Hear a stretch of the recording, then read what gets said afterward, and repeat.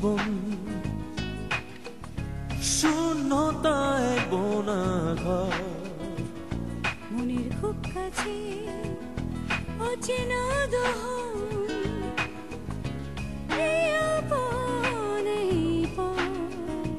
কখনো চোখের ভেতর শীতল নদী, দুঃখের নীল কখনো চোখের ভেতর শীতল নদী, দুঃখের নীল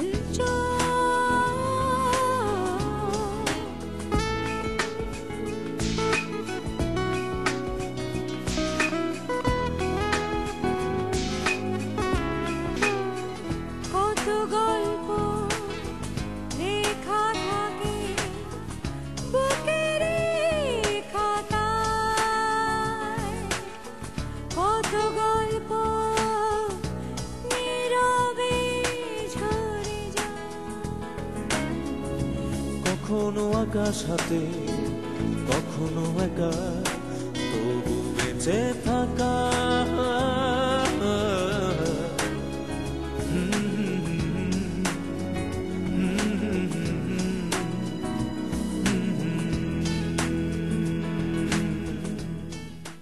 আমার ব্যাংকে এখন একটা জরুরি মিটিং আছে, আর অয়নেরও স্কুলের ছুটির সময় হয়ে গেছে।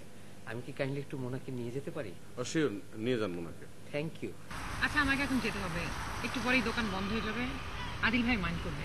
আপনি আমাকে ফলো করছিলেন কেন? আসলে এগুলো কোনো ব্যাপার না, আমি কোনো কাজ টাজ নাই তো আমার, তাই এদিক সেদিক ঘোরাফেরা করছিলাম। আসলেই আপনার কাজ নেই, তার জন্যই আপনি আমাকে ফলো করছিলেন। মুনমুন, এখন বলো তুমি কি চাও? কি চাই মানে? তুমি কি ডিভোর্স চাও নাকি কায়সার ভাইয়ের কাছে ফিরে যেতে চাও? কায়সার যদি আমাকে মাফ করে দেয় আমি ওর কাছে ফিরে যাব। আপনার হাতে আমার স্ত্রীর ক্যামেরা কেন? এটা আপনার স্ত্রী আমাকে দিয়েছে। কেন? আপনার আর আপনার গার্লফ্রেন্ডের ছবি তোলার জন্য। কেমন আছেন কাশি ভাই? এই ওয়েদারে ভালো থাকি কি করে? তার উপরে তুমি আসলে আধা ঘন্টা লেট করে। তুমি আমার সাথে জরুরি ভিত্তিতে দেখা করতে চাইলে, কি ব্যাপার? একটা গল্পের এন্ডিং চাচ্ছি। মানে? একটা গল্প শুরু করেছি, ওটার এন্ডিংটা আপনার কাছ থেকে পাবো। ভাবি, ইফতি ভাইয়ের সঙ্গে অন্য কোনো মেয়ের সম্পর্ক নাই, সেটা আমি খেয়াল করেছি। এখন আপনি আমাকে বিশ্বাসও করতে পারেন, আবার অবিশ্বাসও করতে পারেন। তবে আমার কাছে মনে হয় বিশ্বাস করাই ভালো, তাহলে হয়তো বাকি সময়টা আপনারা ভালো থাকবেন।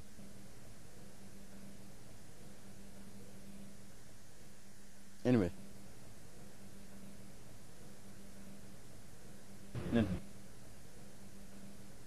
আপনার লাগবে না? না, যদি কখনো প্রয়োজন হয় আমি চেয়ে নেব। রাখ, আসি। একটা কথা বলি ভাবি,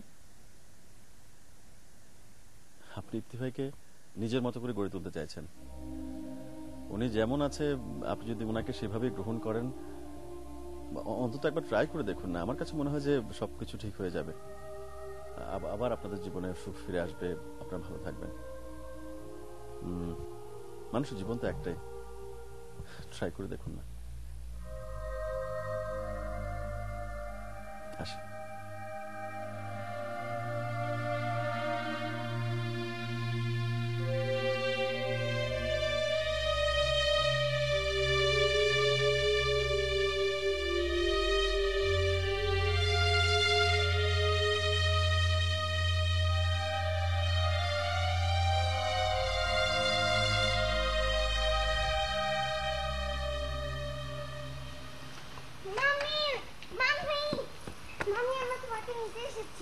মাম্মি আমার সাথে যাবে না?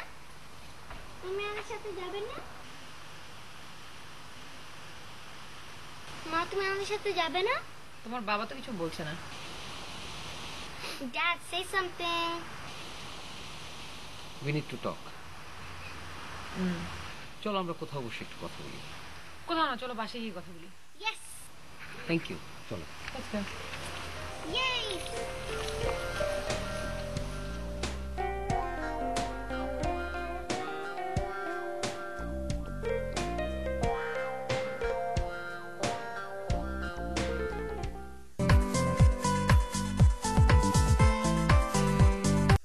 তুমি যদি হাত না ধুয়ে কোনো কিছু টাচ করো, আমি তোমাকে কিছুই বলবো না। ইফতি, আসলে ভুলটা আমারই। আমি সবসময় চেয়েছি আমি যেরকম চাই, আমি যেরকম পছন্দ করি সেরকম ভাবে তোমাকে করে নিতে, বাট আই ওয়াজ রং। এখন থেকে তুমি যেরকম চাও, যেভাবে চাও, সবকিছু সেরকমই হবে। আমি নিজেকে ম্যানেজ করে নেব। তুমি তুমি আমাকে আরেকটা সুযোগ দেবে না প্লিজ? আরেকটা।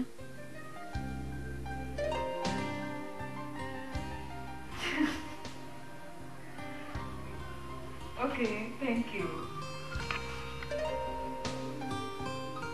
Okay, thank you.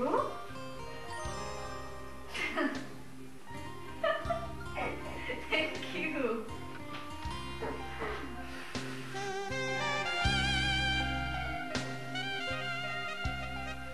Thanks a lot. No mention. And I love you. I love you too.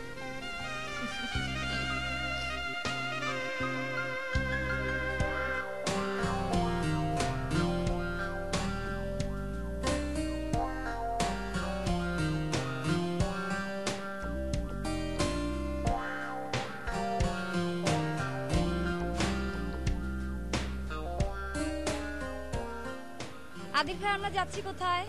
আগে যাই তো। কিন্তু কোথায়? এই মেয়েটা এত কথা কয়, চলো তো।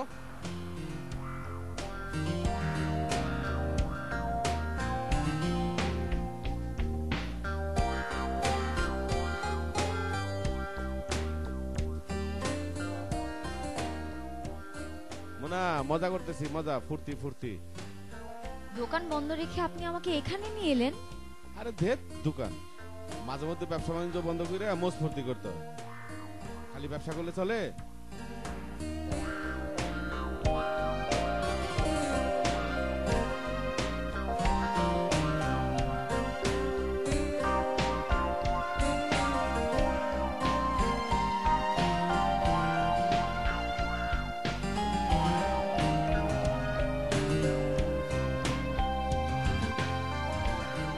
ইফতি, শেফা আর সাইফ ভাই, তোমার কিছু কথা কইবা, তারপর আমরা সবাই মিলে তোমার কিছু কথা বলবো।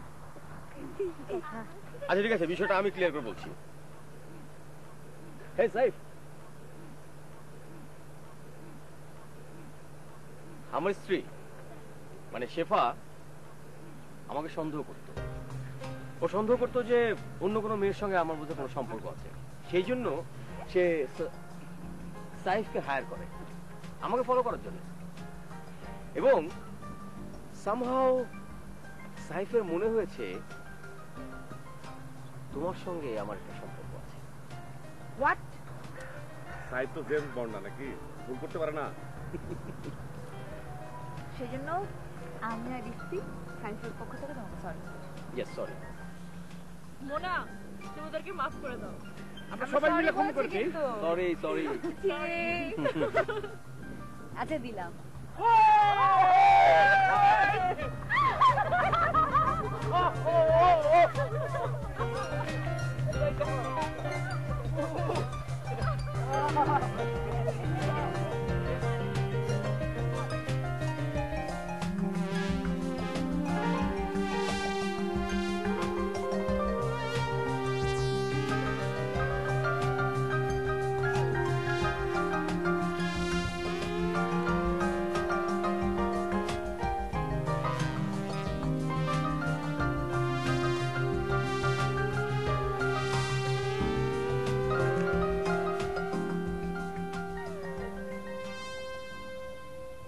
আমি কথা দিলে কথা রাখি। আমি আপনাকে বলেছিলাম যে শেফার সঙ্গে আমাকে নিয়ে যা শুনেছো সবকিছু মিথ্যা, গুজব, রিউমার। তুমি বিশ্বাস করনি, তুমি প্রুফ চেয়েছো, পেয়েছো। আর কোনো কথা দেননি?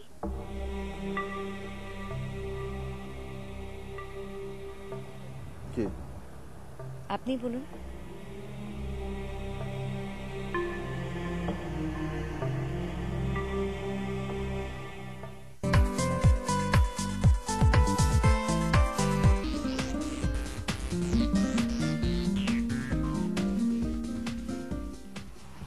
আমি যেটা ভাবছিলাম, তুমি যদি চাও তাহলে আদিলের ওখানে কাজটা তুমি করতে পারো।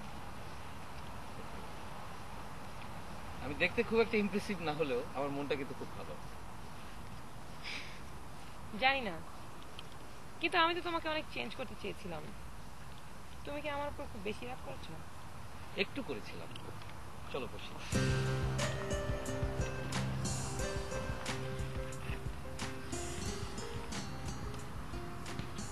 আসলে বিষয়টা কি জানো, আমরা বিদেশে এলেই যে আমাদের বিদেশি হয়ে যেতে হবে এমন কোনো কথা নেই।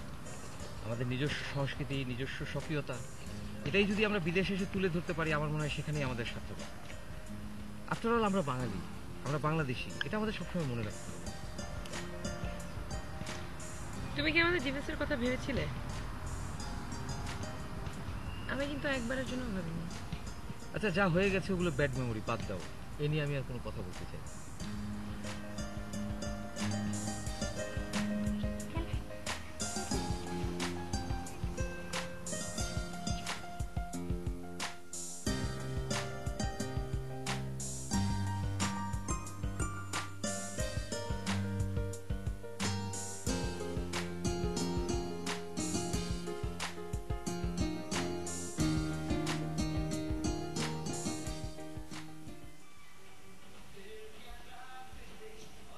দেখি রিমোটটা দাও। কি? দাও না। নো, আরে দাও না। প্লিজ, আমি টিভি দেখছি। আশ্চর্য, দাও না। না, আমি টিভি দেখছি, প্লিজ। দেবে না? না নো। ওকে। হোয়াট মানে কি? প্লিজ শোনো তো। আচ্ছা শোনো না, এই টিভিটা একটু বন্ধ করো। নো, করো না, একটা কথা বলবো তো। কথা বলতে হলে টিভি বন্ধ করতে হবে কেন? হ্যাঁ হবে, কারণ কথাটা অনেক ইম্পর্টেন্ট। বন্ধ করো। করো।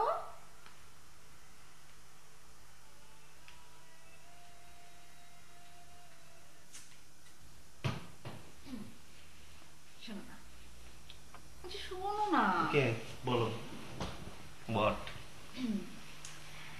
না মানে আমি টিভি গানটা দেখছি, প্লিজ। মানে আমি যেটা বলতে চাচ্ছিলাম আসলে, আমাদের বিয়ে হয়েছে সেটা তো অনেকদিন হয়ে গেল, তাই না? তো এবার আমাদের একটা বেবি নেওয়া উচিত না?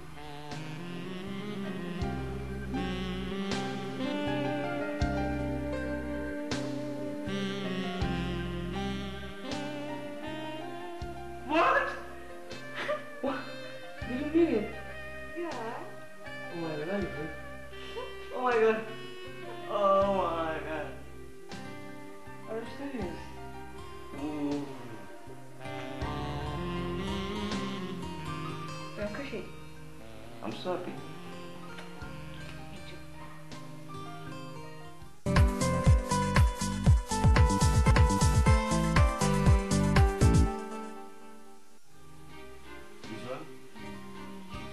Fish? Yes. Home? A house. House? This one? Cat. Finished. This one? Yeah, finished. Finished. Finished? Yes. Complete your homework? Yes.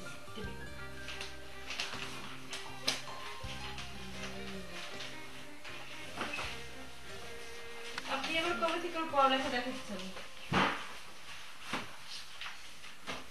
না, আর যদি ঠিক মতো পড়াইতে শোনাতে পারতাম তাহলে কি তুমি আমার এরকম করতে পারতাম, আমার সাথে পারতাম না, বুঝছো? তোমার তুমি একাই বলো।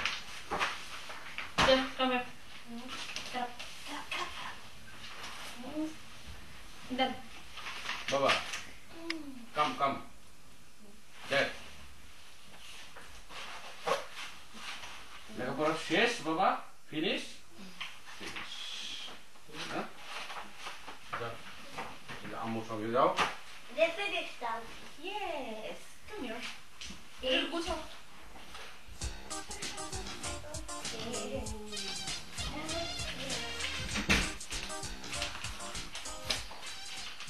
তোমার যদি পড়ালেখা আমি করাইতে পারতাম ঠিক মতো, তাহলে তো তোমার ভাষায় কথা বলতে পারতাম। আসছি, যাচ্ছি, খাচ্ছি। ওনারা নিয়ে মাঝে মধ্যে বসি ঢাকায় বাসা তো একটা সেখানে থেকে, বুঝছো? তোলা যেন তার দাদির সাথে ভালোভাবে কথা বলতে পারে, ঢাকায় পারে, দাদি শান্তি করবে, এর লিগে বলি। ওনার পর আমি সময় করি।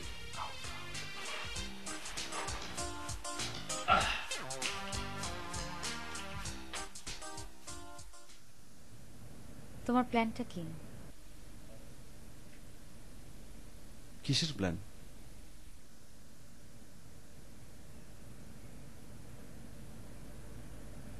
তুমি কি আমাকে ভালোবাসো? এই প্রশ্নের সরাসরি উত্তর কি দেয় আমি ঠিক জানি না।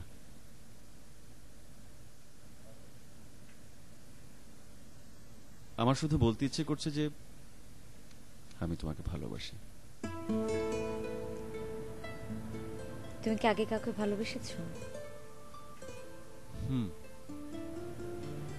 ব্রেকআপ হলো কেন? কাজটা ছিল না কিছু, আমার চাকরি বাকরি নাই, কিছু নাই, ওর বাবা মা বিয়ের জন্য চাপ ছিল, তারপর যা হয় আর কি বাংলাদেশের মতো জায়গায় ওর বাবা মা একটা ভালো জায়গা বিয়ে দিয়ে দিয়েছে ওকে। তার জন্য কি এদেশে এসেছো? না, আমি আসলে দেশে কোনো কিছু করতে পারছিলাম না, চাকরি বাকরি তো কিছু পাচ্ছিলামই না, তারপর কোনো কিছু হচ্ছিল না।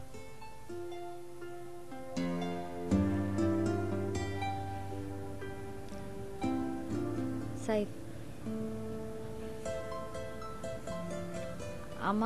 আমার আগে একবার বিয়ে হয়েছিল। আমি জানি তো। তুমি জানতে চাও না আমাদের ডিভোর্স কেন হলো? না, মানে আমার দোষ না তার দোষ? না, একান্ত তোমাদের পার্সোনাল ব্যাপার। তারপর বলি, আমার যার সাথে বিয়ে হয়েছিল তার নাম লিমন। সে অনেকদিন ধরে এদেশে থাকে, বিয়ে করার জন্য দেশে যায়, তারপর পারিবারিকভাবে আমাদের বিয়ে হয়। আমি আগে তাকে চিনতাম না, বিয়ের পর বুঝলাম সে একটা ইম্পসিবল ক্যারেক্টার।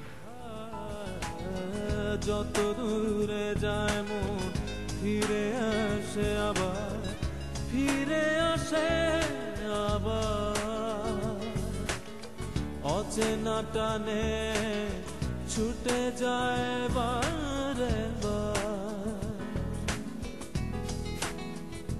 কিছুটা চেনা রবে, কিছু অচেনা